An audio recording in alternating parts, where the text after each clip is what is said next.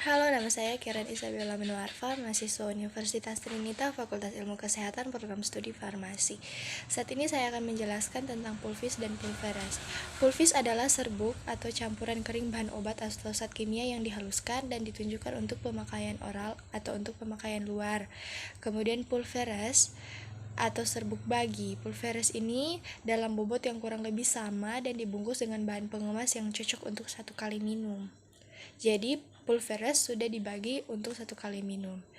Kemudian formulasinya ada tritution, spertulation, stirring, dan tumbling. Kemudian ada petunjuk. Yang pertama, jangan mencampur obat berkhasiat keras dalam keadaan yang tidak diencerkan. Yang kedua, bila bagian serbuk mempunyai biji yang berlainan, masukkan lebih dulu serbuk yang bijinya besar, baru kemudian masukkan serbuk yang bijinya rendah dan diaduk. Yang ketiga, jangan menggerus bahan serbuk dalam jumlah banyak sekaligus.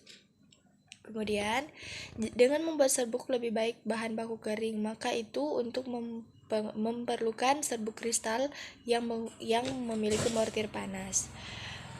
Kemudian, cara mencampur kampora dalam serbuk dilakukan dengan melarutkan kampora dengan spiritus fortior dalam mortir. Kemudian selanjutnya saya akan menjelaskan mengenai definisi kapsul dan pil. Kapsul adalah sediaan padat yang terdiri dari obat dalam cangkang keras atau lunak yang dapat larut. Cangkang umumnya terbuat dari gelatin, tetapi dapat juga terbuat dari pati atau bahan lain yang sesuai. Bentuk kapsul umumnya bulat, panjang dengan pangkal dan ujungnya tumpul. Kemudian pil atau pilulae berasal dari kata pilia, artinya obat kecil. Obat yang berbentuk bundar seperti bola ini bermacam-macam bobotnya dan masing-masing diberi nama tersendiri. Zat utamanya berupa bahan obat yang harus memenuhi persyaratan farmakope, misalnya KMNO4, asetosal, digitalis folia, garam fero, dan lain-lain.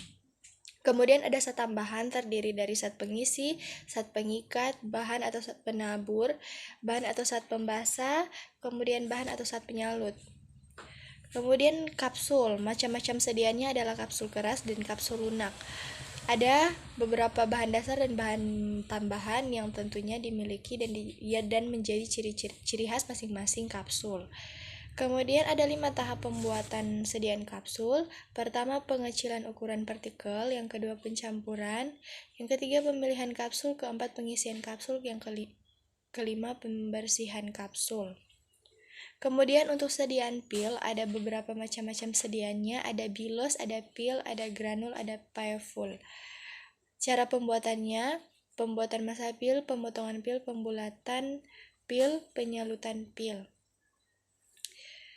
Sifat-sifat kapsul yang pertama cukup stabil dalam penyimpanan dan transportasi, yang kedua dapat menutupi rasa dan bau yang tidak enak, yang ketiga tepat untuk obat yang teroksidasi dan mempunyai bau dan rasa yang tidak enak, yang keempat bentuk kapsul mudah ditelan dibanding bentuk tablet. Catatan, setelah cangkang larut dalam lambung dan bahan aktif bebas serta terlarut, maka akan terjadi proses absorpsi yang terjadi di gastro.